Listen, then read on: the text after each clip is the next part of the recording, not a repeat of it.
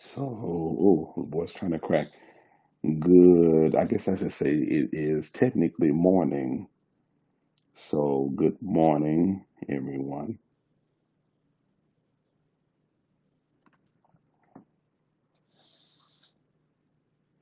Good morning. This is going to be worth the price of admission, I promise you. Good morning, everyone. Do me a favor. This is our midnight musings um, gathering. So, the tone of this one is going to be a little different than some of the other potions. It's going to be a little more mellow, but nevertheless as effective.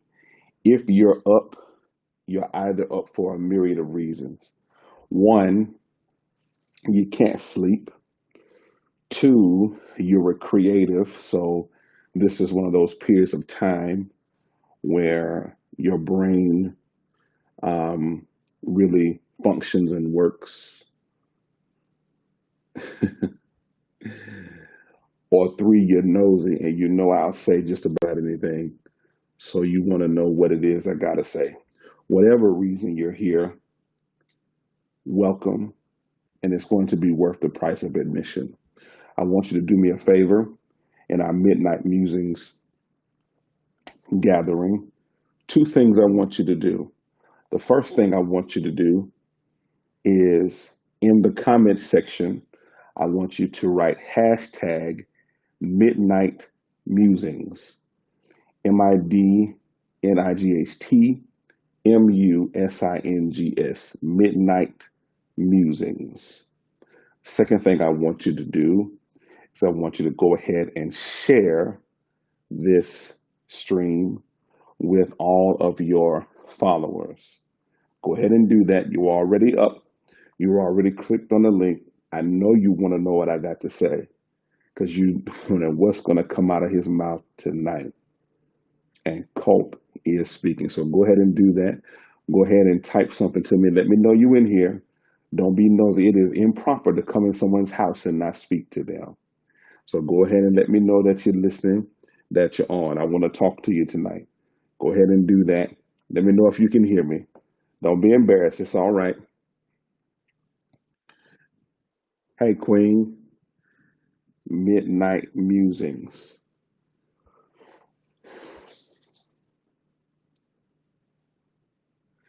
The first thing that I want to say on a very personal level is thank you to the hundreds of you that literally flooded my inbox with your prayers, petitions. Really grateful. Oh yeah, see the creatives are on tonight. Queen, Kirk, Ross, the creatives are with me. See, this is where we function. Kirk, like they say, late in the midnight hour, God is going to turn it around. It's in this time, this changing of the day, that many of us get some of our best, brilliant ideas. And so, for a long time now, I've been chronicling midnight musings via Facebook, just via the script. Tonight, I decided to do it via video. Let me plug two things while I'm on here. Number one, Pastor C.T. Kirk has a litany of literature that you need to purchase. Kirk, I want you to put your website in here, right in this chat. He is not only a preacher, but he is a historian. He's an actor. He's an activist. And he has some literary offerings that you need to procure.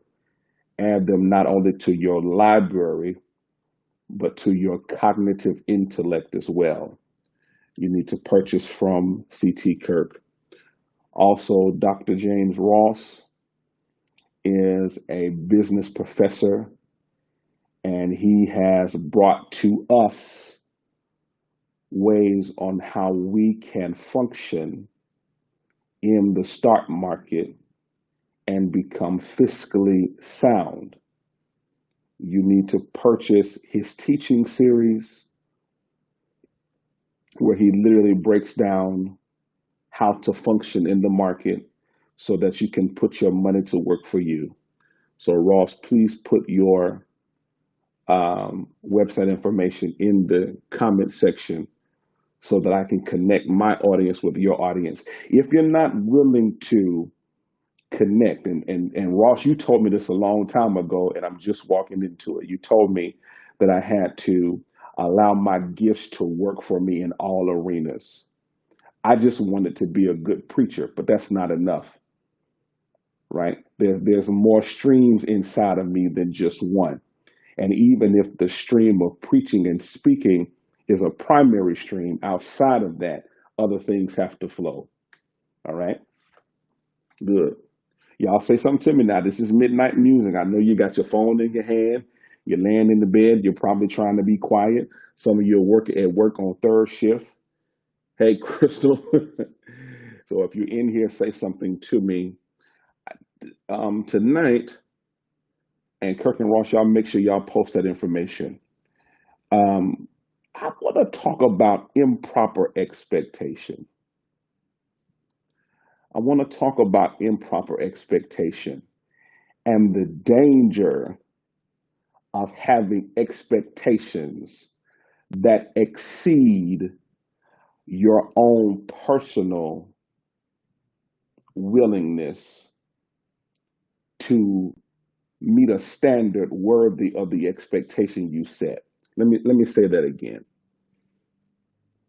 I want to talk about improper expectations. There is a danger in having expectations for people when you have not properly vetted that expectation towards the person whom you're expecting that thing from. And many of us have experienced heartache because people have not met our expectation. And the expectation that we have was never properly vetted before we started expecting this. Let me unpack this a little bit. I've been seeing all over social media different memes and different thoughts about what people want from a mate, what people want from a job, what people want in life. And what I've learned is, Queen, that people have these expectations. They have these lists of things that people, places, and things must meet, criteria that people, places, and things must meet before they will bring themselves to a thing. A person has to have boom, boom, boom. A place has to have boom, boom, boom. A mentor must be boom, boom, boom.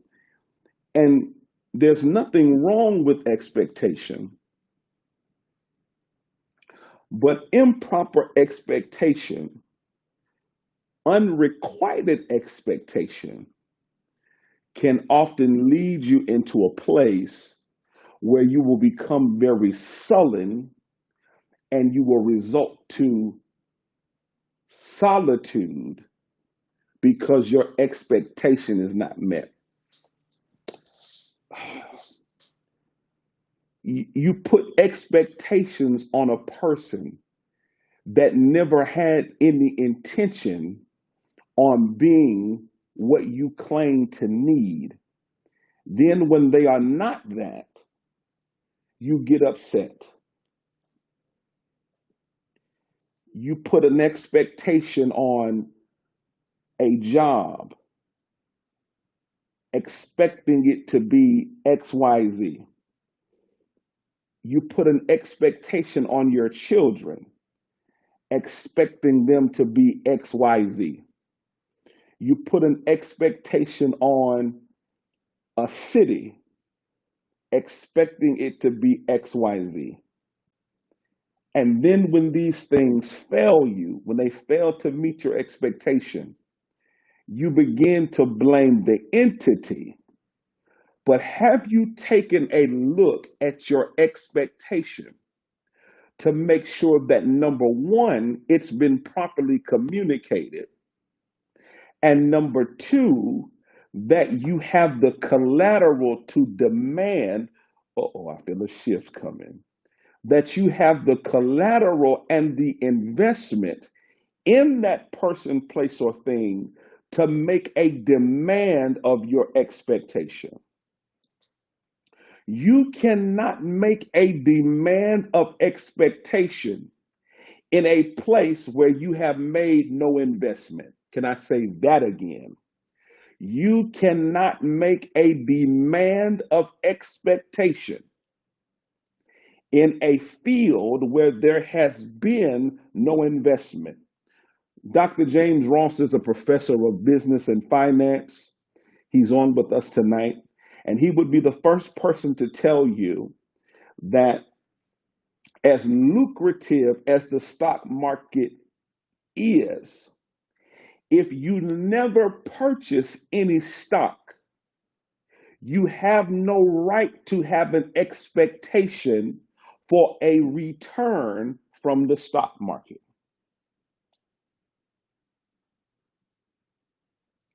If you have not invested, and watch this, can I say it like this?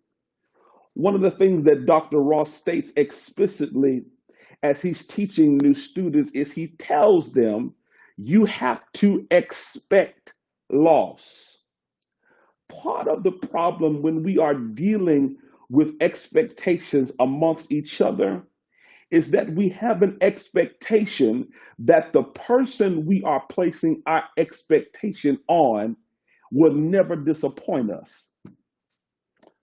We have these illusions that if someone loves you, they will never disappoint you.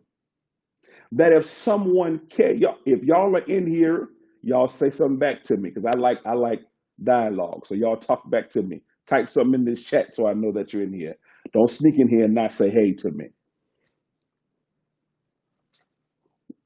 We have expectations of people, places, and things, but we have not made the proper investment in those people, places, and things. And often the expectation that we place on people, places, and things comes from some unfulfillment that we've had in a previous phase of life. So what happens is we make those who remain pay for the ones that left. And we place that expectation on them. And then when it is unrequited, we blame the person, the place, or the thing. You've got to be able to make the proper investment before you can ever have an expectation. This is what we're not told. You cannot have expectation where there has been no investment. How can you meet someone brand new and expect them to meet all of these criteria when you yourself have not proven or placed any investment in the person, the place, or the thing? It's improper to expect a return on a place where you have not made an investment. Say it again. It is improper to expect a return in a place where you have not made an investment. And investing, true investing, and Dr. James Ross is going to teach me how to invest in the market. True investing often means you invest far before you see a return. But we often have the reverse. We have expectation in people, places, and things where we've placed no investment. And then we become disillusion when the place we made no investment yields no return. Can I tell you this for all of you that are up midnight musing, and this is just the musings of Terrance L. Culp. When I take a look back at my life and I look at many of the disappointments that I have suffered, many of those disappointments came because I placed an expectation on a person, a place, or a thing that I had not properly invested in. Y'all hearing me?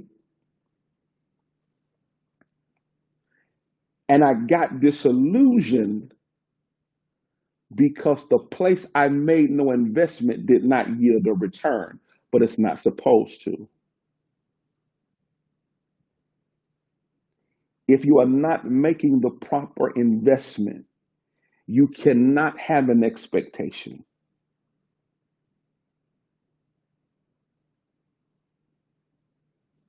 Just a random musing, midnight musings. I want you to think about that as you go through your life, as you're dealing with loved ones, as you are moving in business. How can I have this expectation? Have I made the proper investment to be able to then go and say to this person, place, or thing, all right, these are my expectations. And watch this, the person, place, or thing that you have expectation of then has to come into agreement with your expectation, or there is no true covenant. You can expect the person to be X, Y, and Z, but if they haven't agreed to be that, then you cannot be angry with them with it when it does not become what you expected it to become. I saw a quote on someone's social media, and it said something that pricked me. And it said,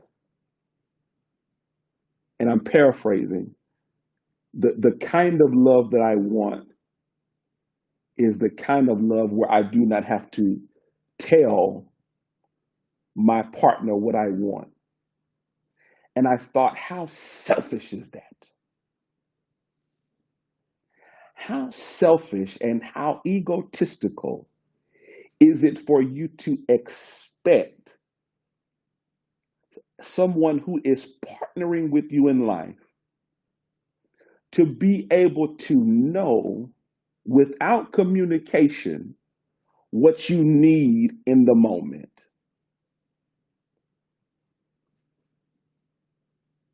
I just said something to Marius, Apostle Robinson. How selfish is it to be in covenant with a person, place, or thing and have an expectation that that person, place, or thing should always know what you need at any given moment, any given time, without you having to communicate what it is that you need? One more time. How selfish is it to have an expectation that a person, place, or thing should be able to meet the fickle demands of your persona and demeanor without you having the responsibility of articulating what it is that you need? There has to be communication before expectation. And the problem with a lot of us is that we have a lot of expectation, but we refuse to have the communication necessary to legitimize the expectation that we profess. I'm getting ready to go deeper, William. Good to see you, brother. It is egotistical to have expectation that has never been communicated, not only communicated, but agreed on. Can I break this thing down during midnight musing? You can expect your business partner to do this in certain scenarios.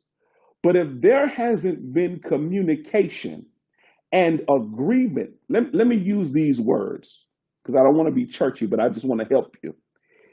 There must be, William, there must be communication and covenant. You can't only express what you need and then don't go get agreement from the people, places, and things you need it from. Because if you operate in this way, you are going to always be disappointed. I can say to my children, okay, I expect you to clean up this house every day. But if there's not an agreement there, an understood agreement, the next time I come in the house and it's not done, I'm going to be disappointed. But did I get covenant? Did we come into contract that this is what we're going to do? Let me go further. A wife may have an expectation that a husband takes out the trash every Wednesday. But did the wife not only communicate this expectation, but did we come into covenant to say, I will do this thing? And admittedly, Ronaldo, my friend, my brother, a lot of us are disappointed because we've been communicating expectation without gaining the covenant required to keep the expectation. And are y'all sharing this? I am dropping knowledge tonight.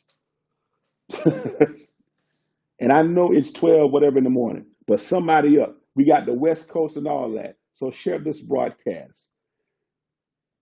So your expectation then becomes a point of exacerbation because the people, places, and things you have this expectation of are not able to meet it because there's been no covenant created around expectation.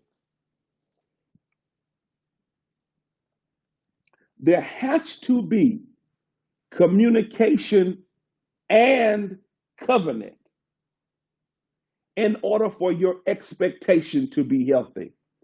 We have unhealthy expectations of people, places, and things.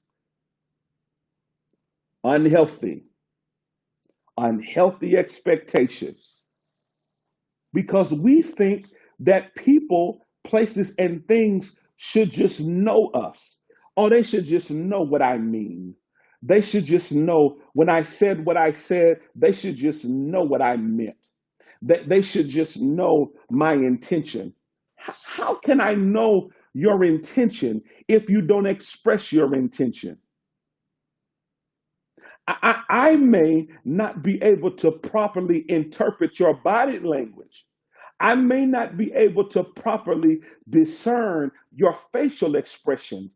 I need for you to vocally tell me what it is that you expect.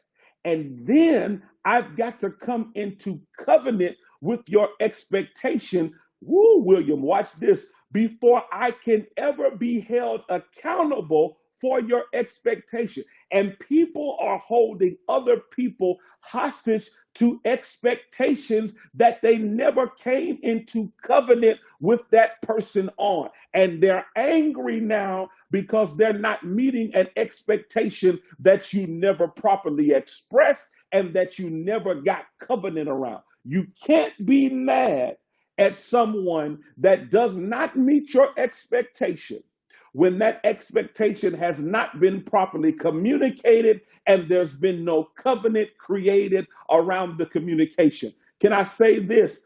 Covenant requires, watch this. Covenant requires a constant revisiting because people, places, and things change.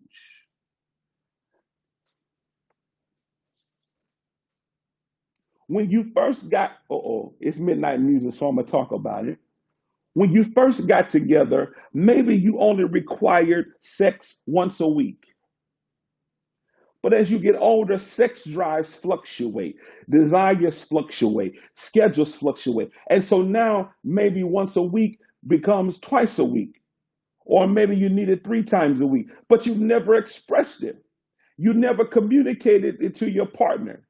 You just had this expectation that they were supposed to meet your needs because they are your partner, but you never expressed it. And if you did express it, you expressed it out of a place of frustration and ooh, this is getting good, William. You expressed it out of a place of frustration and blame. And let me help you understand something. Whenever you express a expectation out of frustration and blame, you will never hear me good, Margina.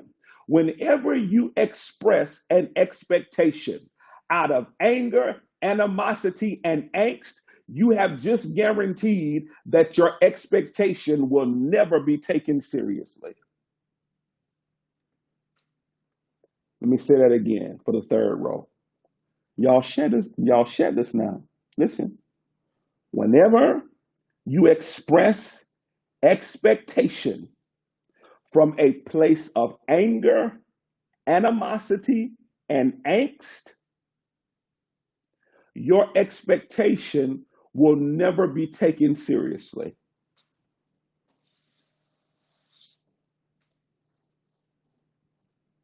You need communication and covenant in order to have healthy expectation.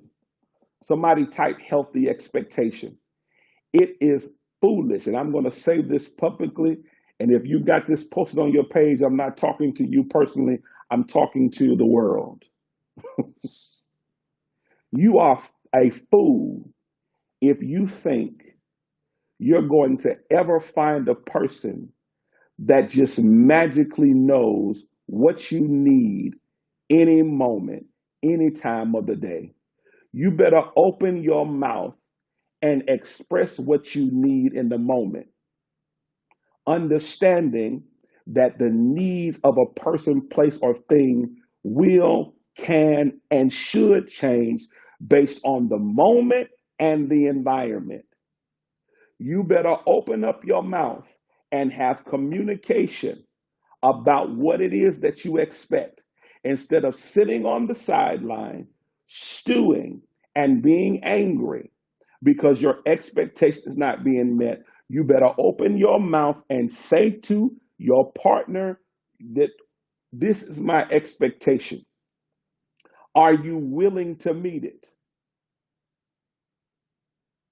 If the answer is yes, you come in the covenant. If the answer is no, then you need to rethink the commitment. And sometimes your expectation is not honorable because you haven't made the investment to demand such an expectation. Let me give you an example. William, can I give you an example? It is improper to expect a person whom you've made no investment in, who you spent no significant time with, who you have not shown reciprocity. It is improper to expect that person to then turn around and give you the best of themselves when you have not given the best of yourself.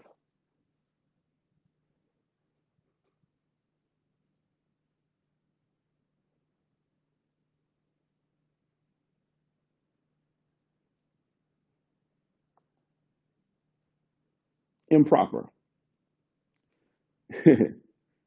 You can want whatever you want, and you have a right to whatever you want.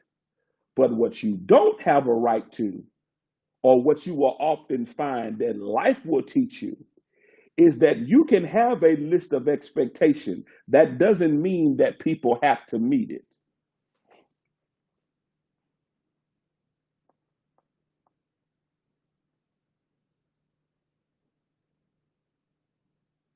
William, I can't tell you how many times when I was growing up, when I tried to shape myself to the expectation of people, thinking that somehow if I shape myself to their expectation, that this would cause them to love me. And you know what happened? Because their expectation was unhealthy. Even when I morphed in, ooh, this finna be good, William. Even when I morphed myself into what they said they expected, they still rejected me.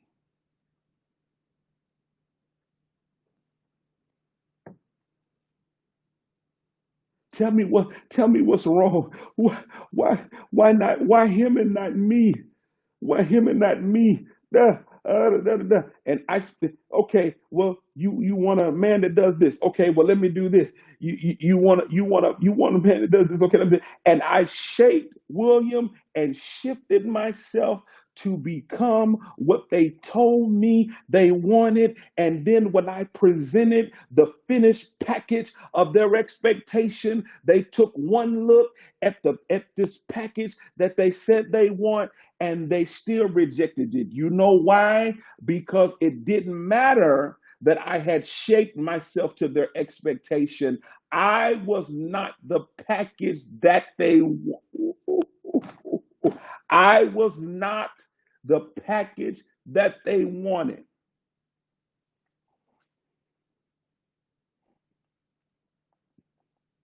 Spent all that time trying to figure out what's wrong with me.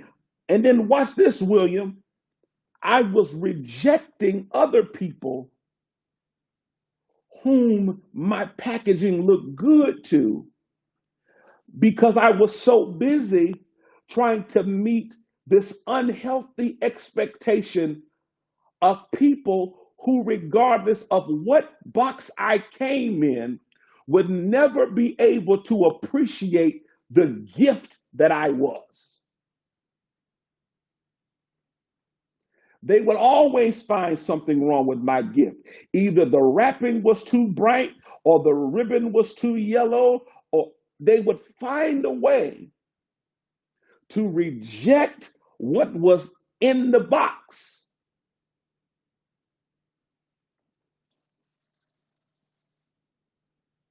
We shifted now, William. Kids in margin, y'all better shut this broadcast night with this midnight music now. This midnight music. How many of you attempted to appease the expectations of a person that even after you became what they claimed they needed in order to make covenant with you, they still rejected you? Not just people, places, and things as well. You started dressing like they said you needed to dress. You started speaking like they said you needed to speak. You started eating like they said you needed to eat. All of these things you did to meet someone's expectation. And when you did all of this thinking that meeting their expectation would cause them to finally, finally see the value in them, they still rejected you. And watch this, they went and gave their affection and adoration to someone or something that did not meet any of the expectation. And you sitting back looking like, how in the you wanted me to have this kind of house, drive this kind of car, make this kind of money, have this kind of clout, yet you chose this.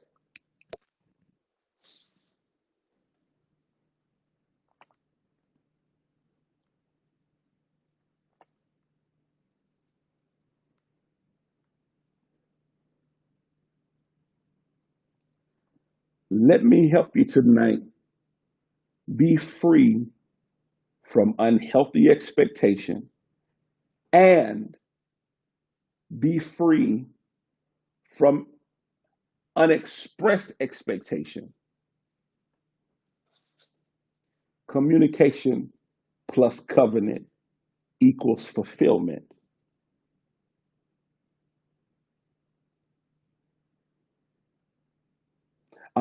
William, I'm gonna make you laugh. I'm gonna make you laugh, William. I'm a pastor. I'm a tyro. I'm a young pastor. Only been pastoring 3 years. I've been in ministry relatively all my life. The woman that introduced me to God went into the ground today.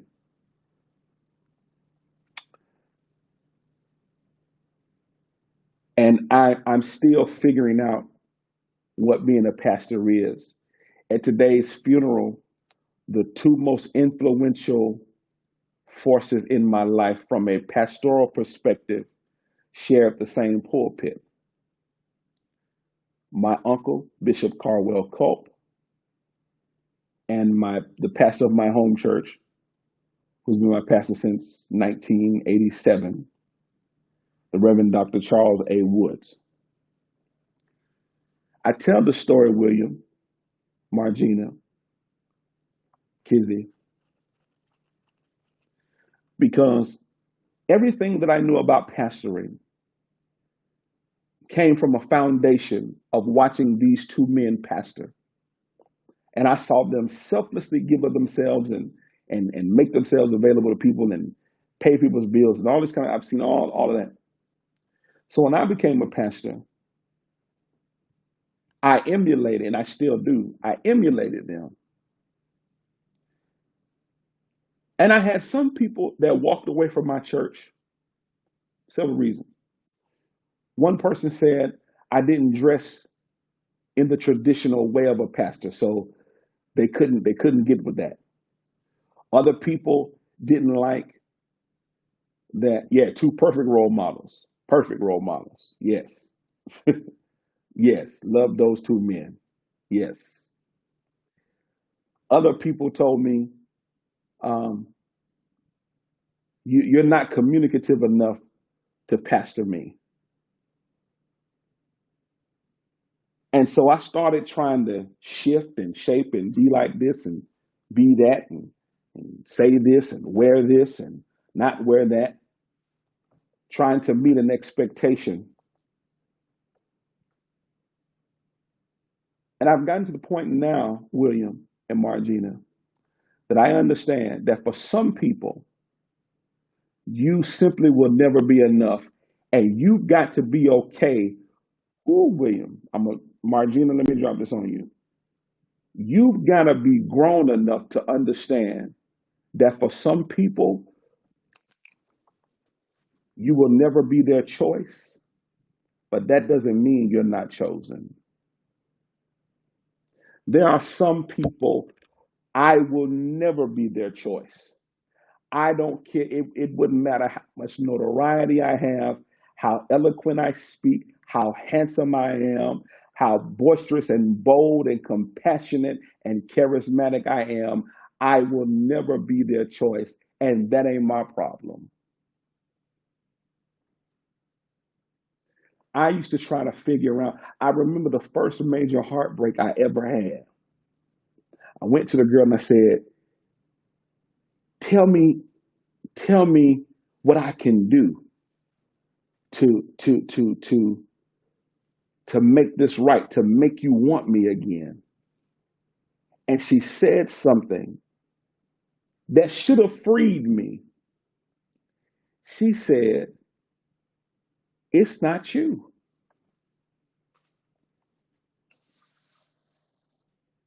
But see, I couldn't accept that. No, it had to be me. Maybe maybe my clothes weren't good enough. Maybe my skin was too dark. Maybe I was too much of a church boy. I went and tried to shape and I watched her date other people that weren't like me. Oh, well, I need to become an athlete. So I got on the football team. maybe I maybe I need to be this. And let me tell you something. You may not be their choice, but that does not mean that you are not chosen. And you gotta get over the arrogant position of needing everybody to like and love you if you're going to truly be what you've been created to be. I told my wife yesterday, I told her yesterday, I said, the only person in this world who I wanted to please in this world is in the ground. I buried her today, Apostle Robinson. From this moment on until my funeral, and I want y'all to hear me good, I don't care who like or don't like what I do. I made myself a promise. Elder Terra made myself a promise. I said, there's two things that I'm going to do. I said, one, whenever I make a promise to myself, I'm going to do it. And number two, I will never again do anything that I don't want to do. And what I mean by that is, never again will I make a move in order to honor someone's unhealthy expectation of me. William, you got, I hope y'all still, I'm talking good tonight.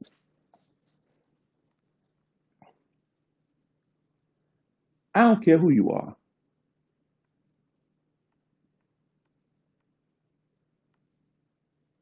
The Bible says, honor mother and father, my mama in the ground, and my daddy is too.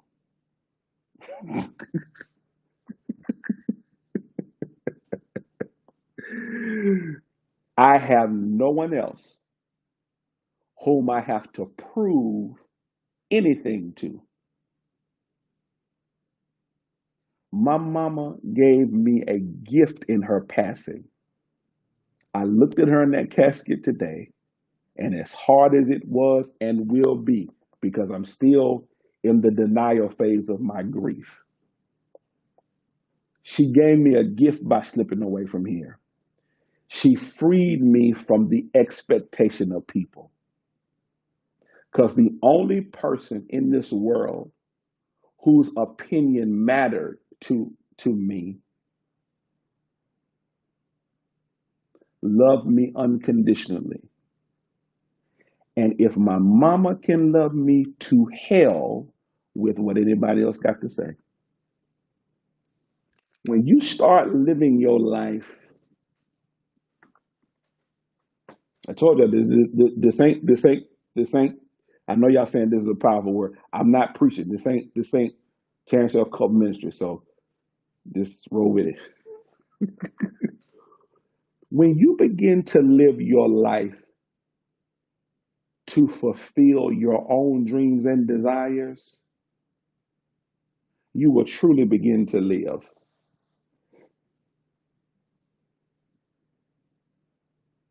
I see grown people scared of what some other relative got to say. Oh, I can't do this because I don't give.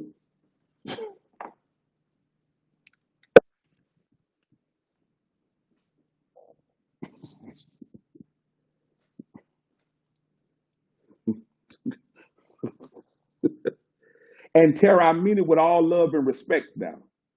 But I don't, you can say whatever you want to say about Terrance L. Culp. I don't care. That is the expectation that I have for myself. Is not to care anymore about what anybody thinks. Let me tell you, I had people comment on my nose ring. Y'all see it? Comment on my earrings, tattoos, pictures that I post on social media. Ain't he a pastor? He did unfollow and unfriend if it bothers you.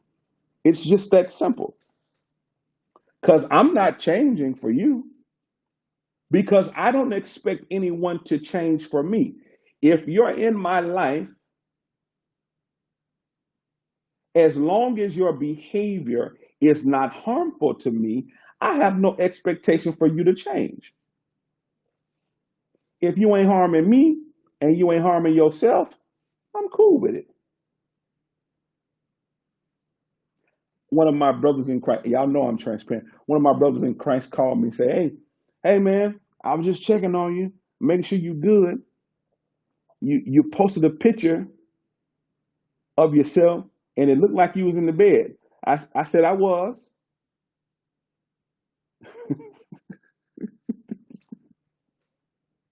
I wasn't attempting to be salacious at all. I just thought I looked good in the picture. My wife was like, you can't post it. I said, no, hindsight is 2020. I said, but I wasn't attempting to be salacious.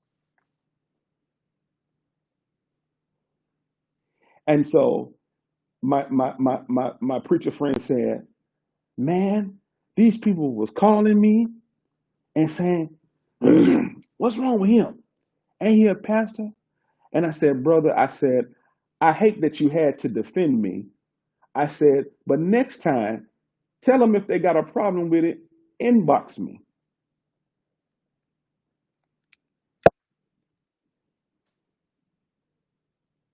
Because Tara, I'm in a season where I can respectfully tell you to go to hell and still be saved.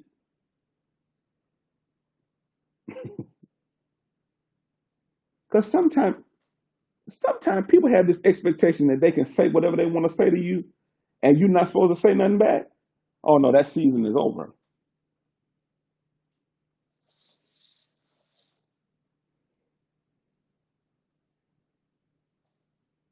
You sitting here with all this stress on your chest because you trying not to say nothing. Man, listen, nah, I'm good. Respectfully, William. Respectfully. You respectfully.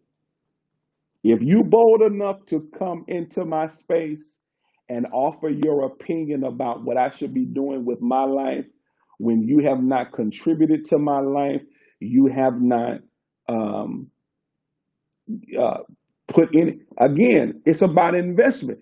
You cannot have an expectation, and I'm being comical on purpose because y'all know that's just how I am. But you cannot have an expectation where you've made no investment. How dare you offer your critique in a place where you've made no investment? And watch this. If you made the investment in somebody's life only to have the opportunity to then critique them, take your investment back. If the only reason why you made an investment in me was so that you can control me with your thoughts, actions, and patterns, you can take this little bit of investment back. Because the reality is, I really didn't need your validation to start with because I was already who I was before you came along. My mama was telling me a story today, and you'll hear me talk about mama.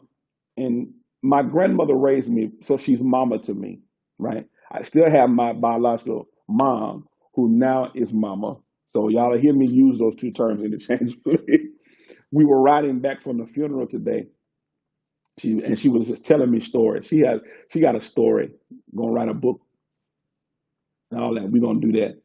But she said, I remember when you were a baby and a little guy. And she said, one day I came over to mama's house and you was upstairs and you was just talking. And she said, Mama, what is he doing? And mama said, oh, he just upstairs preaching. See, I've been doing this before they knew me. Who in the hell care whether you approve of it or not?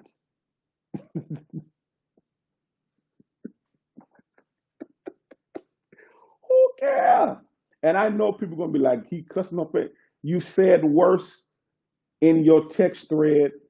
You said worse in your snap in your DM. So don't try Jesus. Don't try me.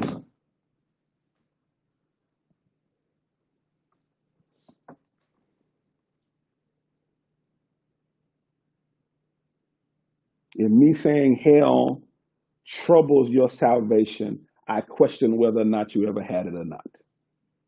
Jesus was the most offensive character in the Bible.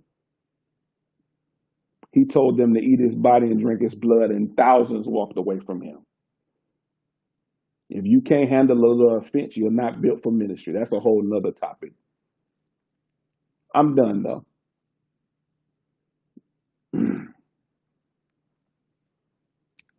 People trying to police people's behavior and action. You shouldn't say that. You shouldn't listen.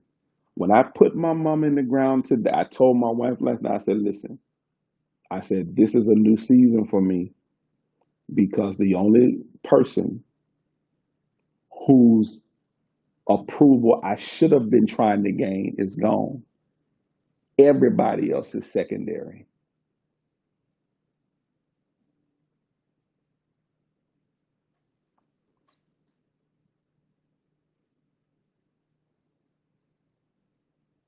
What's up, Lee?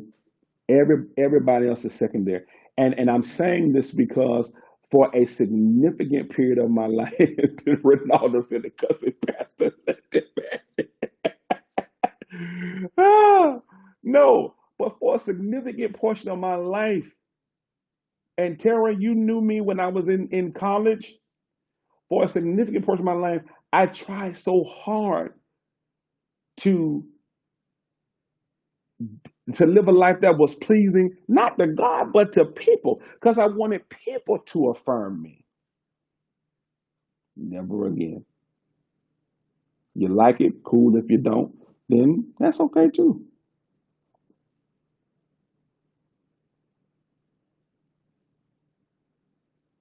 I have a healthy expectation of myself, and that expectation is, and hear me good, I put myself above everybody else.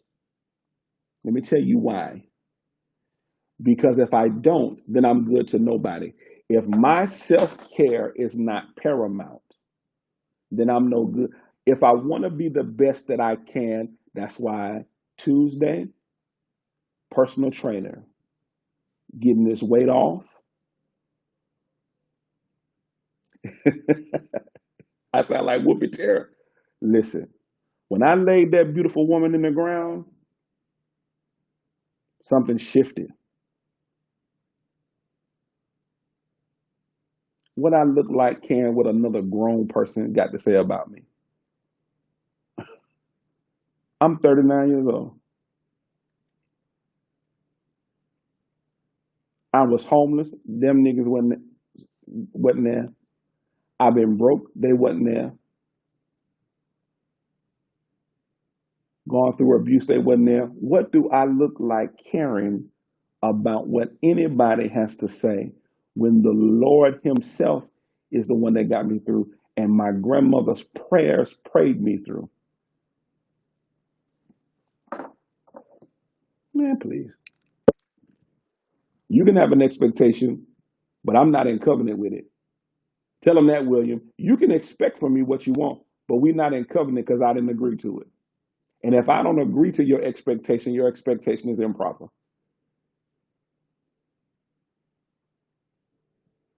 One last story, and I'll let you go. I was thinking about my grandmother's day at the funeral, and my mama was telling me. My mama was, hey, Rico, prophet. My mama was telling me a story about when she was violently attacked in her youth, in her 20s. And the doctor, when my mama came to, they told her that she was either going to die or she was going to be a vegetable. Now, for any of you that know Alfreda Geraldine Culp, you'll know that number one, she's not dead. Number two, she's not a vegetable. If you think I'm something, you should see where I get it from. The doctor, when my mama woke up from this beating that her former lover gave her, told her that my grandmama had been on her knees praying for 4 hours straight. And in the second hour of my grandmama's prayer, my mama's body began to regulate. That's the legacy that I laid to rest today. And I know those prayers are still reverberating around heaven. So ain't nothing nobody can say to me that's going to impact me ever again. Be free, children. Be free from the improper expectation. Why are you trying to live out somebody's expectation when you did not agree to that? Why? I said this now. Why are you attempting to live out expectation that you didn't? And why can I say this and I'll let you go? Even if you agreed to it initially, you have the right to revisit it.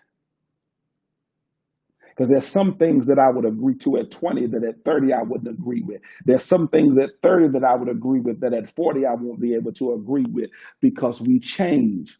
Just because you said that you were okay with it on yesterday doesn't mean you have to be okay with it today. And anybody that's not willing to allow you to revisit your covenant and to revisit your commitment and make adjustments to it based on the situation is manipulative, and they don't love you like they profess to. I know you said for better or for worse, but we got to revisit this and come to a new covenant on where we are in this phase of our lives. Because at 20, it was sex and smiles. At 30s, it was babies and baths. At 40, we're dealing with different things. So we got to come back and revisit the covenant and make sure that our expectation is proper. This has been Midnight Musings. I hope you enjoyed. I hope I made you laugh. I hope I made you think. Whenever you see Culp speaking, come on. Make sure you come on. And remember, when I'm on this platform, it's not the pastor. So you may hear some stuff that ain't necessarily pastoral, but it'll bless your life. I love you. Have a good night.